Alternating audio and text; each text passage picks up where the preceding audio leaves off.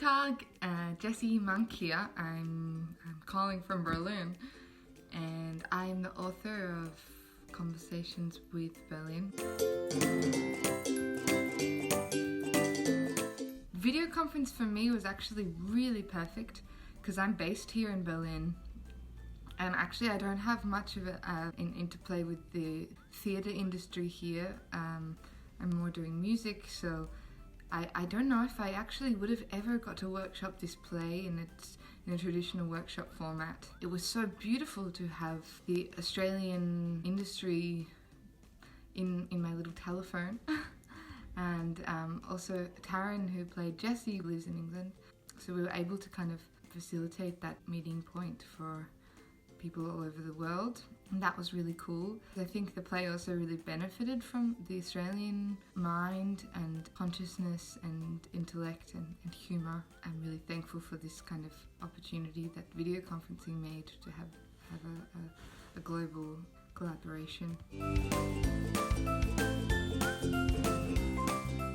Something also about the video conferencing is that it gave the focus of the workshop a really dramaturgical focus. It was about ideas and the story and the writing and the characters and the words and the moments, not necessarily about performance, which is not to say that the performers were not amazing every single time, but it was more about finding what this piece wanted to be. And I think that was really cool for me to just be offered time and time again, every 3 or 4 days, fierce generosity from the cast members. Not even cast members, I mean, they were all creatives in this rather than actors, just with their ideas and their creativity. And I think the piece was able to soak up that generosity and be stretched and pulled in the ways that it really wanted to be stretched and pulled. So that was deeply, deeply satisfying and really nice for the text. It was also really cool not having it sort of a week in a studio somewhere. It was cool having it once every couple of days, because it also meant that the piece could exist and interact with the world, and I could walk around Berlin and find things and have them feed into the piece, and vice versa. I was able to let the piece kind of feed into what else I was doing here, and that was really beautiful. It gave it a different sort of life, and the life existed in this strange cyber world. The piece is far from finished. But it knows a lot more of itself now, and I think the only thing that was sort of lacking is that we didn't have bodies there. So there's a big dance sequence in the middle of the show, and I think when Corona blows over, I'm a poet and I didn't even know it. So then that will be something that can be developed further, but to kind of refine and be given a chance to detail things up till that was just the most wonderful thing that the piece could have ever been offered. I don't know. I didn't know that it had this when I wrote it. I thought that it might stay in my drawer forever.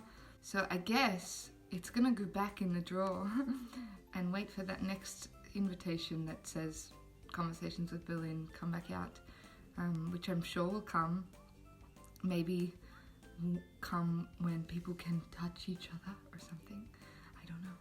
That's for the piece as it is, in the form that we've explored it. It's become sort of like a little mecca, like a little cornucopia for my creative consciousness, for sure. There's so much detail in it now, and the ideas are so layered and deep that it feeds a lot of the other things that I do, and I can come to it and kind of like give little things to other projects. And like I just recorded an EP, and there's a lot of words and phrases actually that I've used as lyrics that come from Conversations with Berlin. The piece, as we workshopped it, has a mysterious and unforeseeable trajectory, but the ideas as we've workshopped them are already interfacing with the world.